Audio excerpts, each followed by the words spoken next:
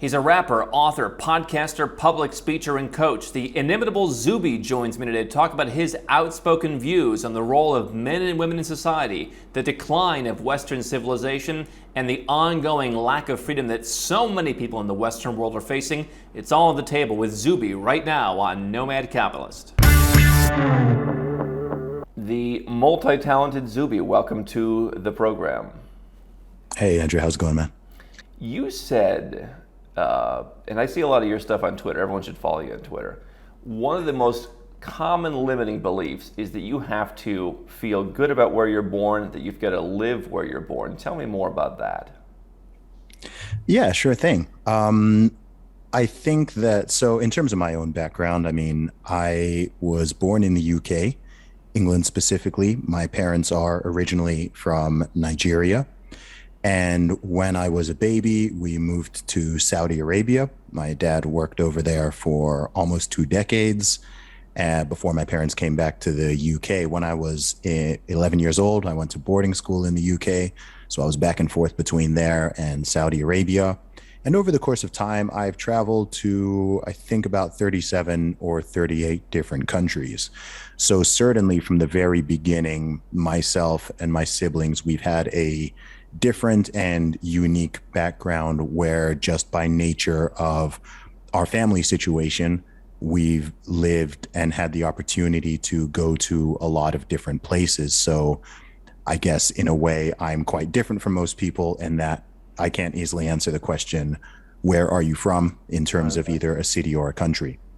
But when I was saying that, I think this applies to both cities and countries, cities, states, countries. I think that it makes sense that if you think about it historically, the human norm up until not very long ago always would have been just staying in your hometown, certainly staying in your home country. I mean, being able to even jump on a plane and go somewhere else is a very new invention. And I think even with modern travel, the majority of people still don't travel much, and they have this notion in their brain that they need to stay where their hometown is or where their home country is. Oftentimes, when you talk to people about these issues, they don't actually see beyond their area. If you talk to someone from even the UK or the USA or Canada, and you're talking about different places that they could go to or travel to, even in that case, oftentimes they keep it within a very narrow lens, just within the Anglosphere. So I think if people sort of look at the world as a whole, as I know you do and you encourage other people to do, you'll just find that there are so many, there's so many places, and with so many places and so many people comes a lot of opportunity. And as you often say, going where you're treated best, there are so many different factors into each individual. And it's not the case that where you happened to be born is necessarily going to be the best place for you to grow up and be educated and get a job and raise a family or start a business, whatever it is. Sure, sometimes you can be lucky and where you're born just happens to be the best place for you. But how would you even know that if you never explore outside it? I got a great permission slip from my family saying, hey, if you want to go where you're treated best, that's what you should do. You grew up in Saudi Arabia, and I'm wondering if that functioned as sort of a different permission slip to show you, hey, this is okay.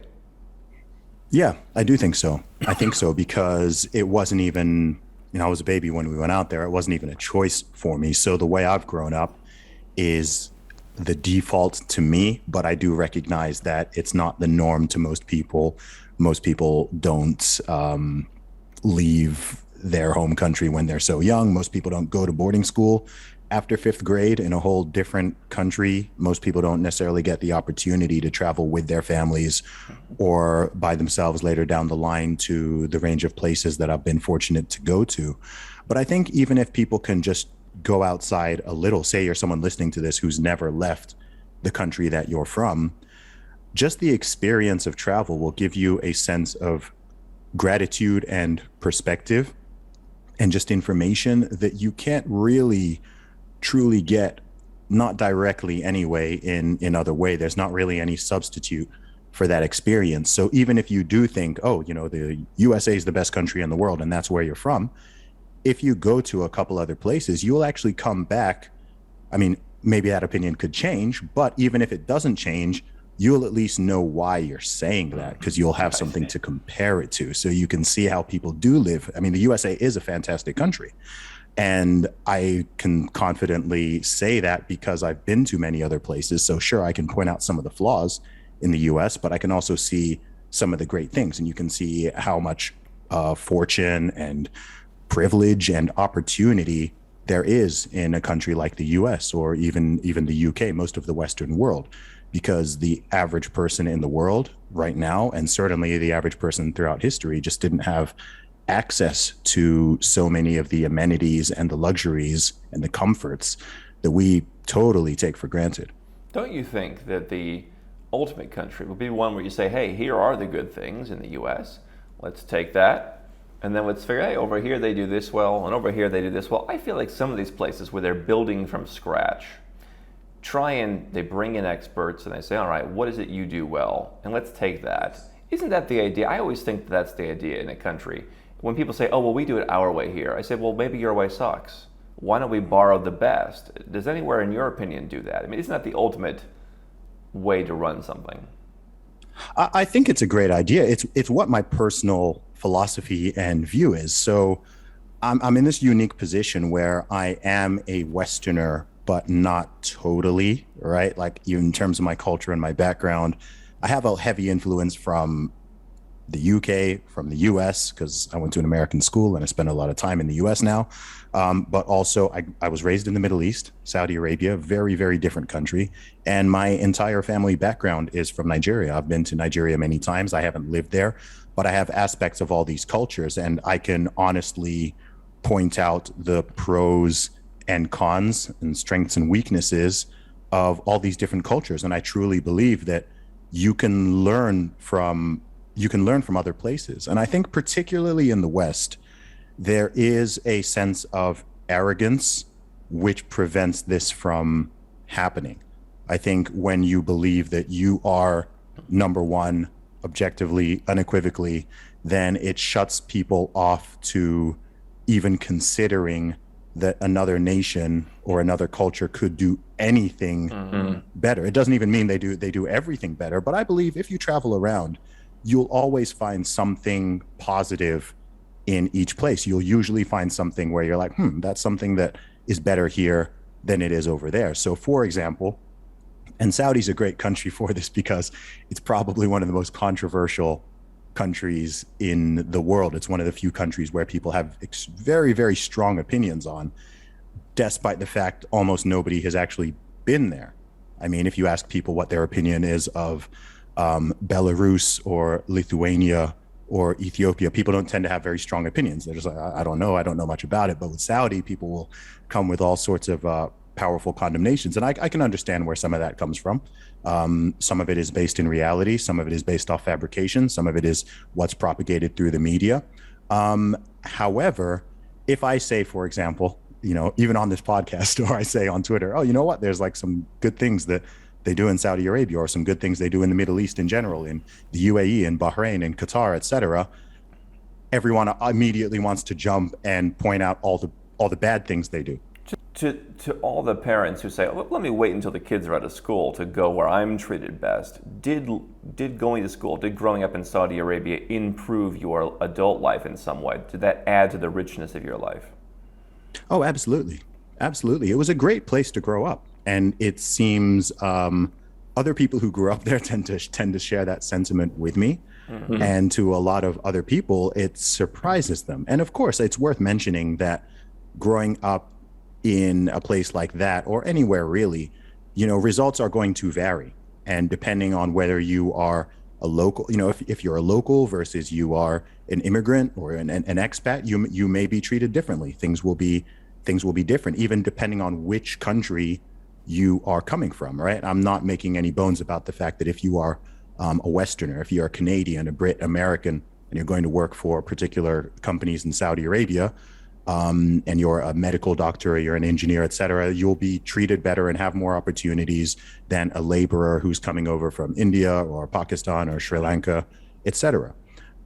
So there are it's nuanced. I think that's the thing. And I think in this day and age, a big problem we have is people don't really like nuance. People want to label everything as black and white and just good and bad. And there's nothing, it leads to this very simplified form of thinking. And I think that's a shame because it makes people misunderstand each other more, but it also prevents people from learning. It stops those opportunities to go, okay, you know what? I don't like I don't like these things. These are my issues I have with this place or this person or this idea, whatever it is. But you know what? Actually, I agree with this part. Or you know what? That's a good idea. That's a good policy. You know what? Maybe that's something we should think about more. Maybe that's something we could integrate. And coming back to the thing you were asking originally, I think that would be the best way of doing things. If you were to start a country from scratch, if you could do that, then the smartest thing to do would probably be to travel around to lots of different places, experience different cultures and different systems, and say, okay, you know what? I'm going to cherry pick the things that seem to work in different places, and let's put this together and see how it goes. I think that would be the wisest thing to do. But to be able to do that, you need to be open-minded enough to even be willing to travel and to learn about other places. But to the parent in Champaign, Illinois, who thinks their child can't move to some other country and go to school for a few years on their international journey, you would push back on that. Yeah, absolutely. Absolutely. I'd say it's a limiting belief.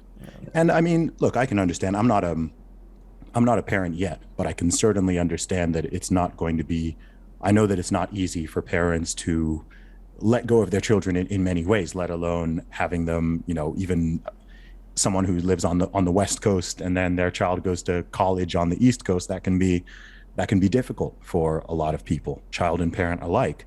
So I can understand the resistance there.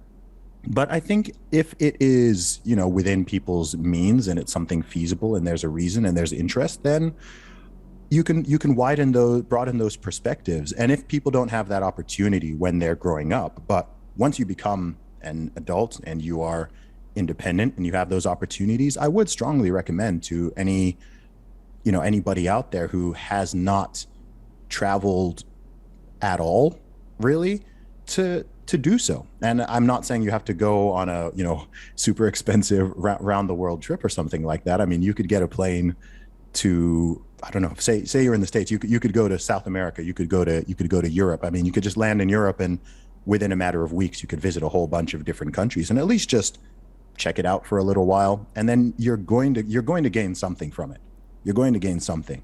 I don't think it's possible to travel and to have those type of experiences and not come back a little bit wiser, a little bit more worldly. And also it builds empathy as well, because it allows you to understand different people in the world. There's 8 billion of us. There's 8 billion people.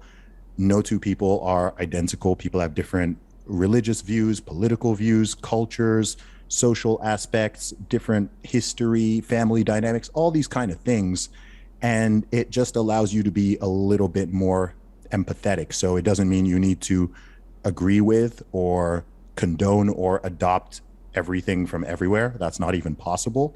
But you can at least understand why things are the way they are, and you can have more intelligent conversations and a more intelligent perspective rather than just this very narrow view of how you believe everything should be. One way, you said you have these different cultural influences. One way perhaps that stands out to me, at least today, and at least in the Twitter sphere, is you have a different view on marriage than a lot of folks. Here's what you said. A lot of people in the modern West have a tainted view on marriage, and I don't understand why, but I don't share it. It's certainly a minefield. People who vet properly, take it seriously, still tend to have happy, successful marriages. Many don't vet nor take it seriously. Is that an opinion that is falling out of favor in the Western world or everywhere in the world, perhaps? And why do you share that? Yeah, I mean, man. I'm married, but tell me, I want to hear you.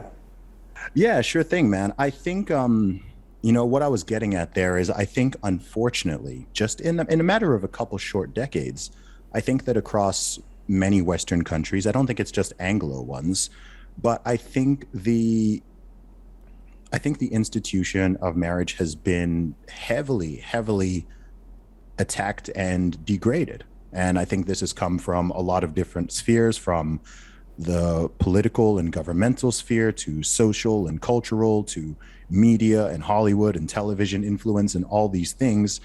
And I think it's a huge shame because the family unit is so core and important to us as human beings. It's important to us as individuals. It's important to us as communities, societies, countries. That's really, I mean, if you destroy that or disintegrate it or attack it, it leads to massive problems down the line. And we are literally living through that. I would go as far as saying I think the biggest problem in the modern Western world is the breakdown of the family, and that is linked and connected to the breakdown of marriage. And I just think a lot of people don't take it seriously. It's viewed in this I think extraordinarily secular and contractual way in many people. Many people view it as just an extension of dating.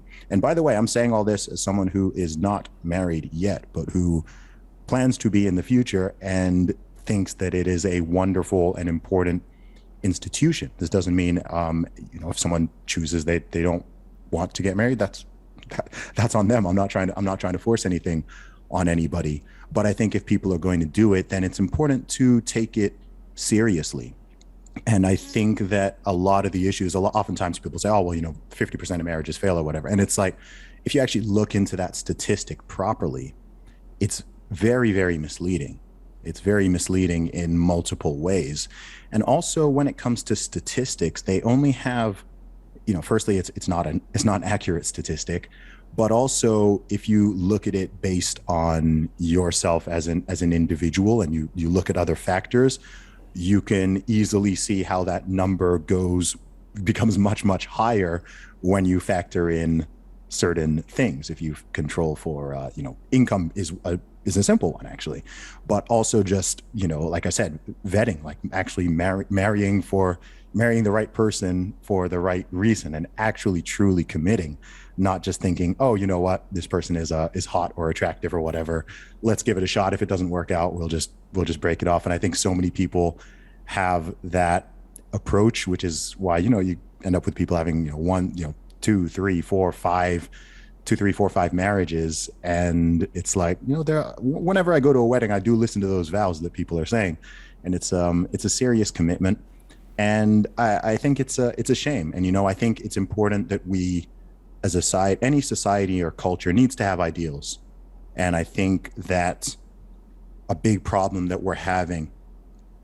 I see in the US and the UK is that it's this erosion of ideals, right? And I think ideals are important. This does not mean that every single person in society is going to reach or meet the ideal, or that we should be horrible or discriminatory towards people who don't. But you can't base everything off of exceptions or the notion that there's no standard, there's no ideal. It's just whatever. And if you don't agree with that, you're a bad person, you're some kind of bigot, you're super judgmental, whatever it is. It's like, no, this is an ideal. Will some people fall short of various ideals? Yes. The same goes for many other things. I mean, health, for example, right? It's not healthy to be obese. You can't be healthy at any size, right? Does this mean that nobody is going to be overweight or obese? No. Does it mean that you should treat people badly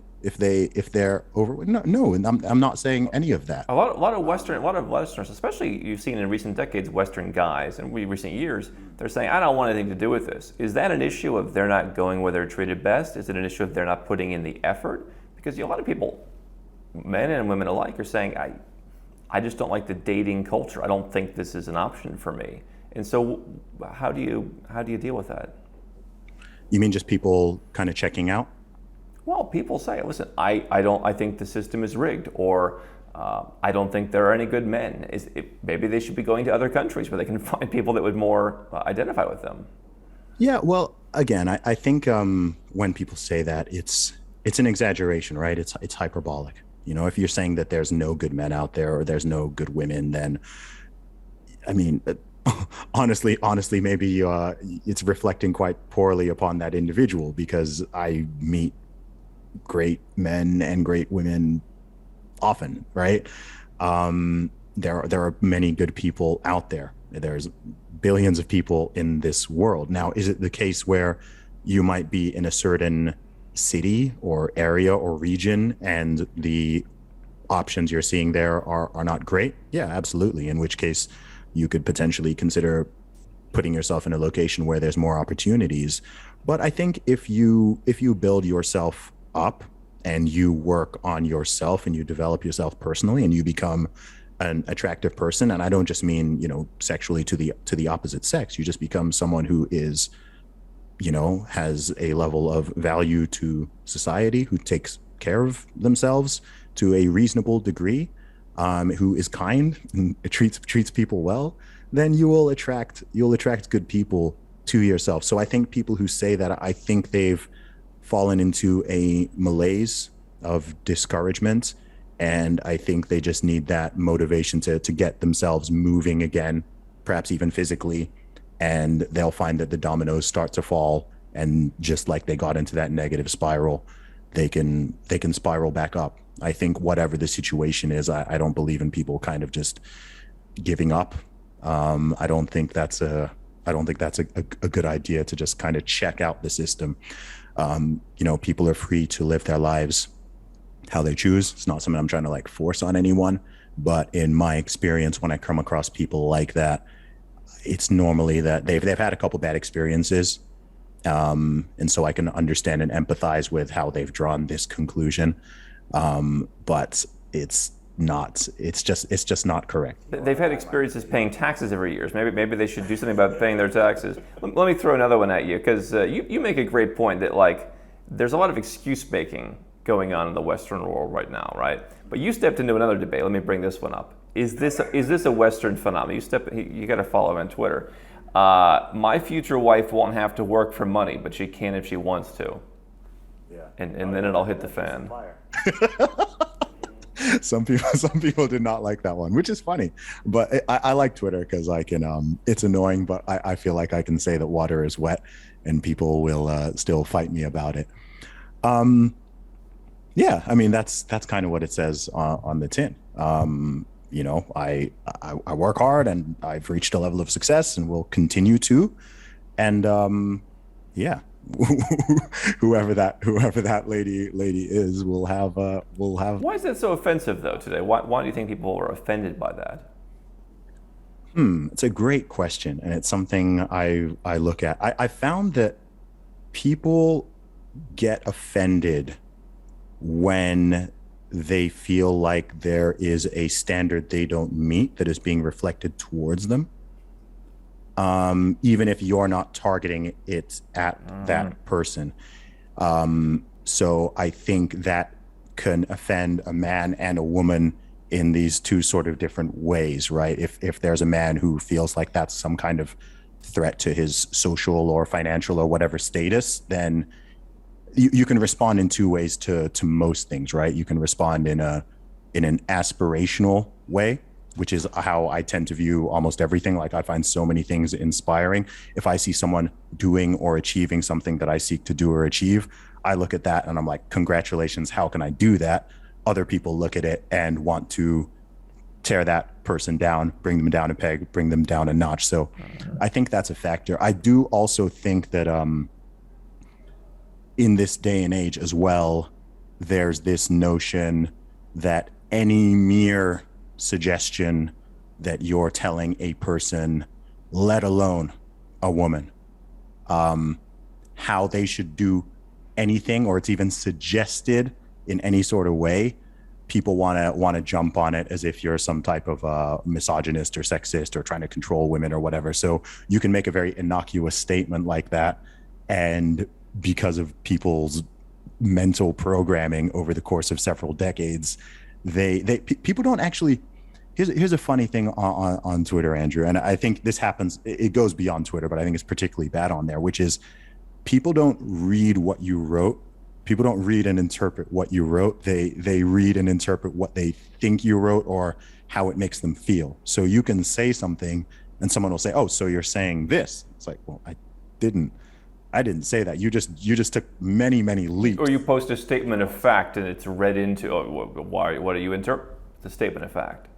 Yeah, exactly. People like to assign some type of negative motive. I think some of it is boredom. I think that oftentimes there's people who are literally scrolling through the internet looking for things to upset them and things to get angry at. So they intentionally. Why is that? Because I always think that, I mean, maybe some of these people are not in the right place. Maybe they are not unlocking their potential to start a business or to do as you do and become a rapper with 9 albums or whatever it is.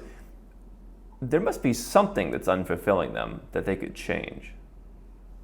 Yeah, absolutely. I think that it is. The truth is, it's hard.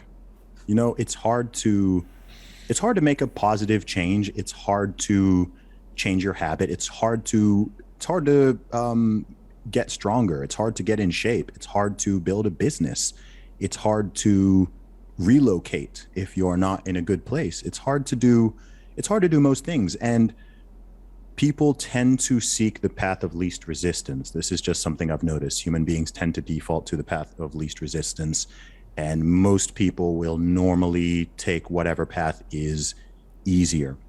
But if you do want to be successful in any path, you actually have to go out of your way to make things harder for yourself in a way. Mm-hmm. And I think that the people who are doing that are always going to be I mean, you'll find that you don't get criticized much by doers, right? You're not going to get a lot of hate or unfair criticism from people who are working on building something themselves, creatively, business wise, whatever it is. You don't get hated on by successful people. But if someone is not, and they also are not willing to put in any kind of effort, then I believe human beings are always jousting for social status. Actually, like I think it's a constant thing that I don't think people are necessarily doing consciously, but I believe that men and women, so many things in our society, it's people constantly jousting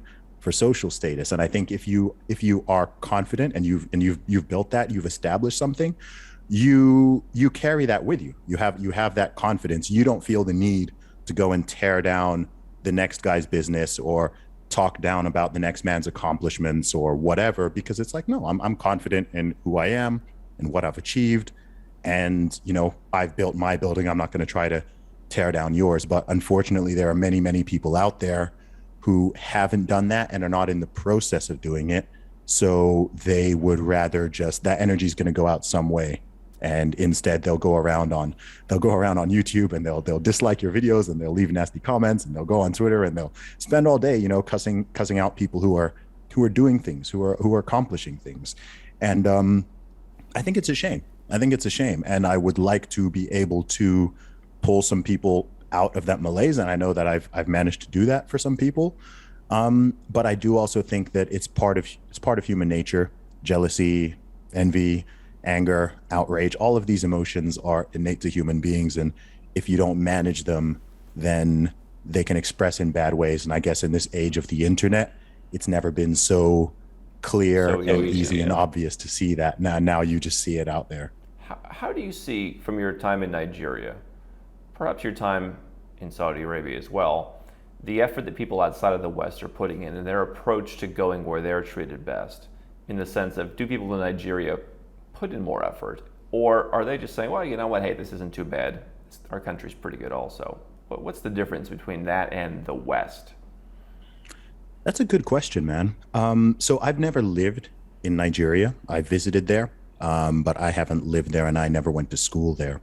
But one thing I know about Nigerian people, I mean, I think that of any African country, Nigerians probably travel the most. Yes. You will find Nigerians in virtually every city, every country. You will find people from Nigeria, and there is a mentality, I think particularly in the south of the country, of seeking opportunities. There's a lot of people in Nigeria, a lot of young people who have an entrepreneurial mindset. I think it's a more entrepreneurial society in general. And when I say that, I don't mean necessarily people doing like tech startups or whatever, but it could just be, people selling stuff on the road or whatever. That's just that survival and hustle culture is is there.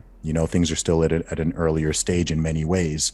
And so I do think that when people have the opportunities, they are much more willing to travel either within the country or within the continent or outside it if they have the means to seek those better opportunities. And I think that's actually part of why a large number of Nigerian people who emigrate to, say, the USA or to Canada or to the UK do very well over the long period of time, do very well in terms of education, in terms of employment, in terms of business, et cetera, because they see the opportunities for what they are. I think one of the downsides of being born in a country like the UK or the USA, in a strange way, I mean, it's a huge advantage in all these ways, but I think one of the problems that it can create for a lot of people is you take the opportunities for granted because you don't have the perspective. Whereas someone who's coming from abroad and has come there to seek a better life, give them enough time and they will succeed because they're going to work so hard and grab onto all of these opportunities, and they're going to really make something out of it. Very interesting. You said, germane to Nomad Capitalist, that you wanted to have 3 residences and 3 passports. Tell me why the number 3. I think three's a little bit arbitrary, but I think it's I think it's 3 because it's more than 2. So I actually need to renew my Nigerian passport, but I'm a British and Nigerian citizen, and I think adding one more to that would be good in terms of options and flexibility. I think having surplus and contingency is good and increasingly important. I think in many ways, we live in such a weird time, Andrew, because there's so much abundance and prosperity and opportunity, but at the same time, there's a lot of chaos and weirdness and unpredictability. So it's really odd. Like, depending on which hat you put on and which angle you view it from, it can look like we're living in like one of the craziest times ever, or one of the best times ever. Perhaps they're both true. But I think over the past 2 years, with the pandemic response situation, with some of the things happening in the economy, with some of the things happening in the culture, in the education system, with corporations, whatever, like, I think it's good to have options. It's good to have options. You don't know what's coming down the pipeline.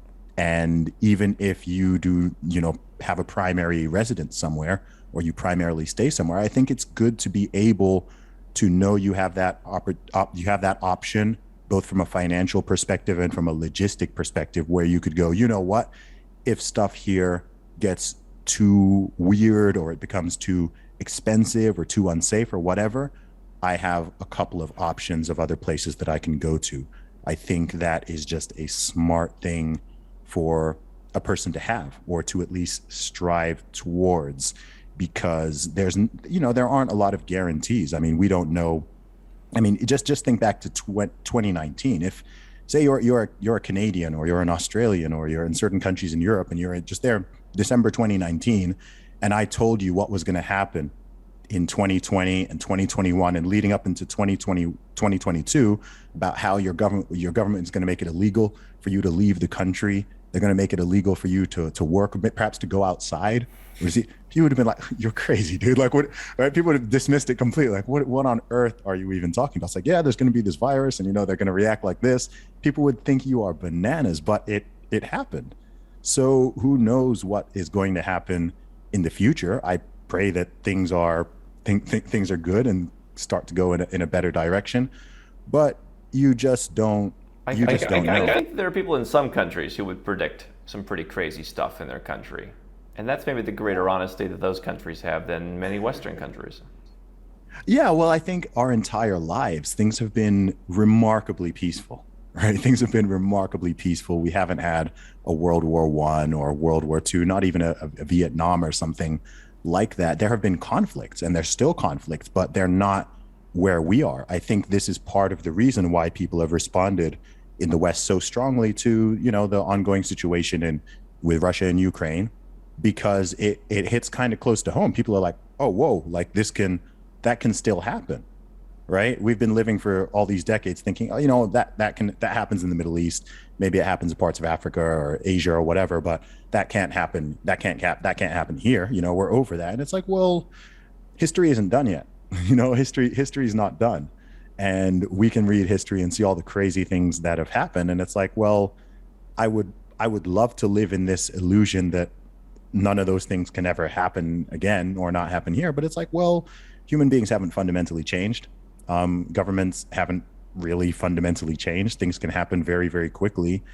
Or it could be something that's even less severe. It could be, it could be a tax, a new tax that massively hits you and impacts your business and your ability to take care of yourself and take care of your kids. It could be something happening in the property market. It could be wild inflation. And, there's so many things that can happen. So the reason why I was talking about that, having the multiple passports and options and potential residencies, is simply to have that contingency to protect yourself and any loved ones or dependents you may have. You never know what could happen. Do you recognize the UK? That's your big citizenship, you say. Do you recognize it? Do I recognize it? Yeah. In what way? Well, people say the country has changed in the last 10 years, in the last 5 years, in the last 20 years, 30 years. You've been there for a while. Is it the country that you remember and the country that people think it is? If you asked me this question a year ago, I would have had a much more cynical answer, because this would have been, 3 months into a 5-month brutal lockdown period. I lost a lot of hope and faith, and I feel even patriotism during that period, because I was just shocked and disappointed by how quickly people were willing to give up their freedom and their liberty and to turn on their neighbors and start advocating for all these crazy policies and stuff, because I was scared. I mean, I was shocked that was happening in these Western so-called liberal, so-called democracies, because that's not how it's supposed to work. It's not supposed to be that your rights disappear as soon as there is some form of threat. So I was worried about that. I feel a bit more hardened now, seeing that the country has actually been one of the first in the West to largely go back to normal after making all of these catastrophic decisions. But even prior to that, I think that the UK is. I think I do recognize the UK. It's, of course, certain things have changed, but I don't think it's. I don't know. I feel like the USA is a much more chaotic and perhaps concerning country than the UK is to me. And I think this is both one of its strengths and flaws. I think there's just so much.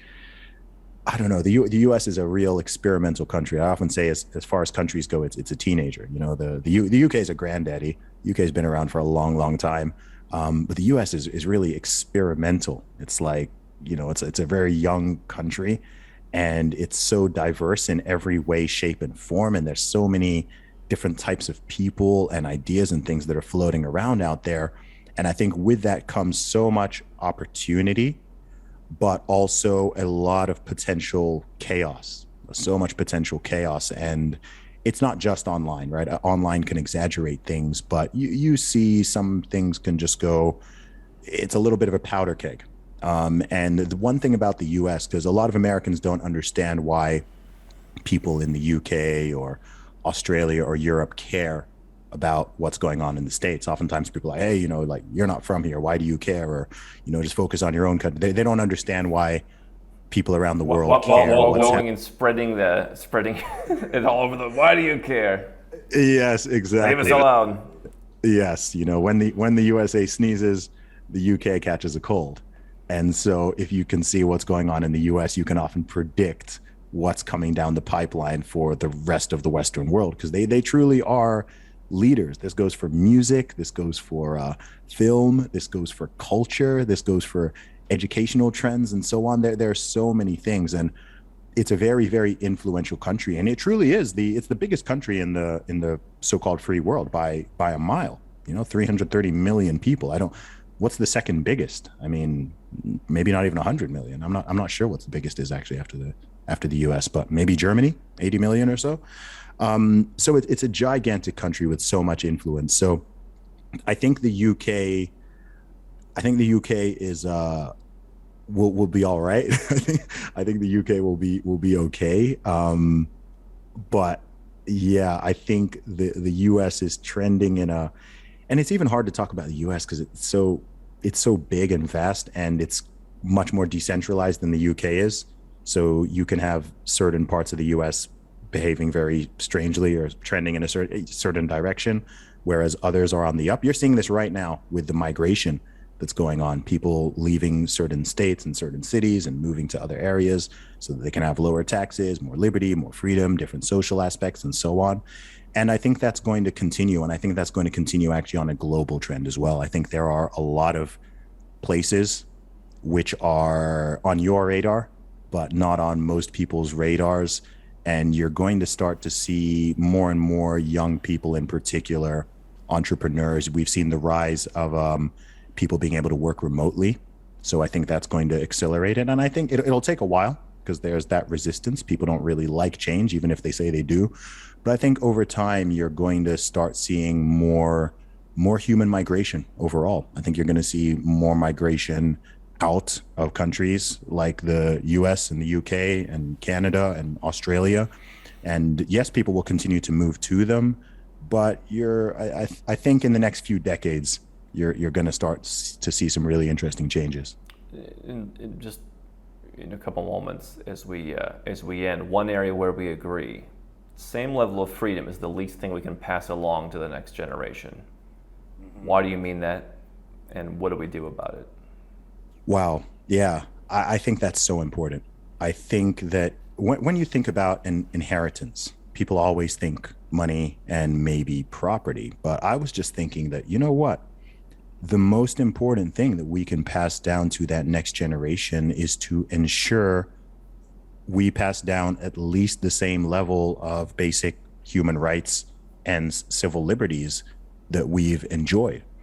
I think that people perhaps arrogantly assume that stuff always gets better, right? That human beings, society is always progressing in a positive direction. Things are becoming more free and rights are being better defended and so on. But history shows that it's more like a stock market. It generally trends up, but you get massive corrections, you get dips and so on. I think it's objectively true that the world in general, and certainly the Western world, is less free now than it was in 2019, right? That's just a fact. There are places now that you cannot travel into, or you've got these restrictions and so on and so forth. And people can say, oh, well, that's okay because there was this virus. But it's like, well, hang on a second. Is that what people collectively agreed to? I don't remember a democratic process about any of that. And I don't think it's a given that the next generation will have the same freedom and liberty that we have unless we are willing to defend and protect it. I believe that human beings, I don't believe that the human state is natural. When you put a lot of people together and you have societies and you have governments and states especially, I think it always tilts towards authoritarianism. I actually think that's just how the power works, and you constantly have to be vigilant to maintain freedom and rights and liberties. It's not something that's just a given. A government is always going to creep up and grow and seize a little bit of power there, infringe a little bit there, and so on. And over the course of time, you suddenly realize, oh wow, we've ceded a lot of ground here. So that was my point with that. It's simply that we need to be vigilant and smart and pay attention and make sure that we do not create a world where our future kids are going to grow up and they don't know, they don't even understand the freedoms that we used to have. We don't want them living in some world where there's a social credit scores, or the government can just switch off their money if they don't if they're badly behaved or something like that in Want their to have those eyes. 3 passports. Exactly. And it's a real thing. You can look at China. They do have this social credit system. You can even look at some of the infringements that have happened over the past couple of years, and the restrictions put on certain people or entire nations and so on. And it's not a huge leap to see how that could be made some type of permanent way. Of course, they'd masquerade it as being for the greater good, or being for people's safety and security and so on. But with every crisis comes the opportunity for some level of permanent government creep. We've seen that happen many times before, and I think people need to be very cautious of that. We owe it to the next generation. I think it's a great takeaway. The Word of Zuby is the album. Zuby's Guide to Fitness. I should get on Zuby's Guide to Fitness for everybody. Podcaster, prolific on Twitter. Zuby, where's the best place people should follow you? Sure thing. You can find me on Twitter, Instagram, Facebook, YouTube, all of them, same handle, Zuby Music, Zuby Music. And if you want links to everything, if you go to zubymusic.com, then you can find links to absolutely everything. Zuby, pleasure to have you with us. Appreciate it, man. Thank you.